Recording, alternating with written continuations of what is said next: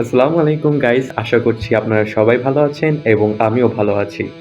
আগের এপিসোডে আমি হামজা চৌধুরীকে আলোচনা করেছিলাম। তো সেই ভিডিওতে অনেকজনই বলেছেন যে বাংলাদেশের পরবর্তী ফুটবল ভবিষ্যৎ কী হতে পারে তা নিয়ে একটি আলাদা বিশ্লেষণমূলক ভিডিও বানাতে। তাই আজকে আমি এই ভিডিওটি বানাচ্ছি।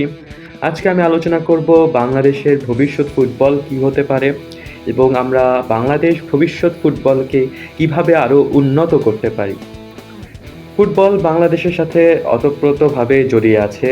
সেই স্বাধীনতার সময় থেকেই বাংলাদেশের স্বাধীন ফুটবল দল ছিল এবং বাংলাদেশের মানুষ ফুটবলকে অনেক ভালোবাসে। বাংলাদেশে বলা হয় বাংলাদেশ প্রেম করেছে ফুটবলের সাথে, কিন্তু তার বিয়ে হয়ে গিয়েছে ক্রিকেটের সাথে। ঠিক তেমনই যেমন আমরা ক্রিকেটে অনেক উন্নতি করলেও কিছু কিছু জায়গায় ক্রিকেটে আমরা সমস্যায় পড়েছি, ঠিক তেমনভাবে আমরা ফুটবলে কিছুই পারিনি। কারণ আমাদের ফুটবলে এখন একটি ভালো ট্রেনিং একাডেমি নেই। একটি ফুটবল স্ট্রাকচার গঠনের জন্য সর্বপ্রথম যে বিষয়টি আমাদের মাথায় রাখতে হবে সেটি হচ্ছে একটি পরিচ্ছন্ন ফুটবল একাডেমি, যেখান থেকে ইয়াং প্লেয়ার্সগুলো উঠে আসবে।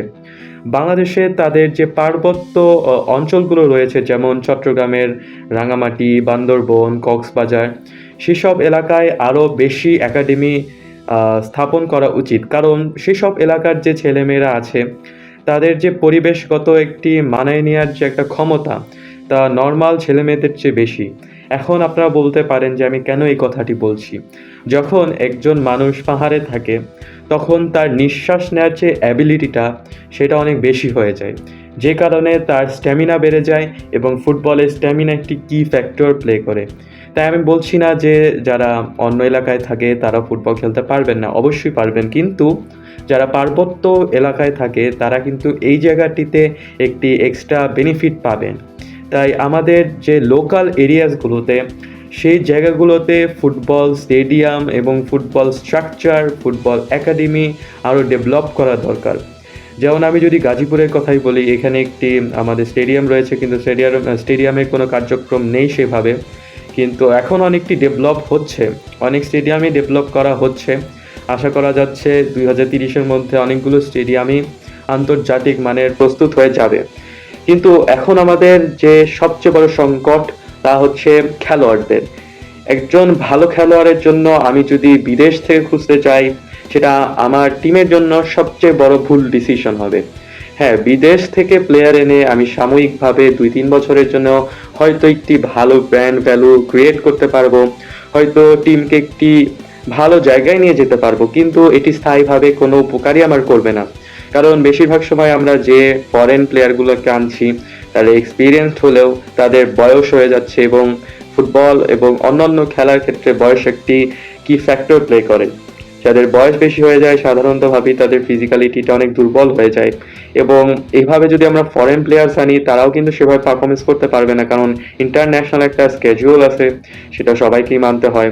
তারাও টায়ার্ড হয়ে পড়বে, হয়তো সব ম্যাচ অ্যাটেন্ডও করবে না।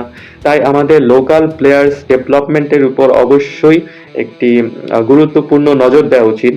তো এখন যে ফিফা প্রেসিডেন্ট রয়েছেন, তিনিও বাংলাদেশ এবং ইন্ডিয়াতে ফুটবল খেলার যে ক্রেজটা রয়েছে সেটি দেখেছেন, এবং সে চেয়েছেন যে বাংলাদেশ এবং ইন্ডিয়াতে ফুটবলের আরো ডেভেলপমেন্ট আনতে এবং ইনফ্রাস্ট্রাকচার করতে। এখন এখানে একটি মেজর কি ফ্যাক্টর প্লে করবে আমাদের বাফুফে। বাফুফেতে অনেক ধরনের যে ফান্ডিংগুলো হয় সেগুলো দেখা যায় মাঠে আসার আগেই সব শেষ হয়ে যায়। যদি আমাদের এবার দুর্নীতি না হয়, সঠিকভাবে পরিচালনা করা হয় বাফুফেকে, তো আমি আশা করছি আমাদের দেশের ফুটবল যে ইনফ্রাস্ট্রাকচার এটা আরও ভালো হবে। আর একটা দেশের ফুটবল ইনফ্রাস্ট্রাকচার যখন ভালো হয় তখন সেই দেশে ভালো ভালো ইয়ুথ প্লেয়ারও ডেভেলপমেন্ট ভালো হয়। যখনই আমরা ইয়ুথকে ডেভেলপ করতে পারবো তখনই আমরা তাদের সিনিয়র লেভেলে আনতে পারবো। সিনিয়র লেভেলে আনতে পারলেই আমাদের বাংলাদেশ টিমটা একটি স্ট্যান্ড আউট করবে, এবং হয়তো এখন আমরা 182তম নাম্বার রয়েছি ফিফা র্যাঙ্কিংয়ে, এটা আস্তে আস্তে আমরা 100-র দিকে আনতে পারবো যদি আমরা ইয়ুথের দিকে ফলো করি। ইয়ুথদের অবশ্যই আমাদের চান্স দেওয়া দরকার, তাদের ডেভেলপমেন্ট করা আমাদের দায়িত্ব। যখনই ইয়ুথ পাবো আমরা, তখনই এক্সপিরিয়েন্স প্লেয়ার যেগুলো থাকবে, যারা থাকবেন, যেমন জামাল ভুঁইয়া আছে, হামজা চৌধুরী আছে, তাদের থেকে তারা অনেক কিছু শিখতে পারবে এবং তারা পরবর্তী প্রজন্মকে সেগুলো শিক্ষা দিতে পারবে। তো আশা করছি আমাদের দেশে আরও ফুটবল ইনফ্রাস্ট্রাকচার হবে, যার মাধ্যমে আমাদের ফুটবল যে কালচারটা সেটা আরও ডেভেলপ হবে।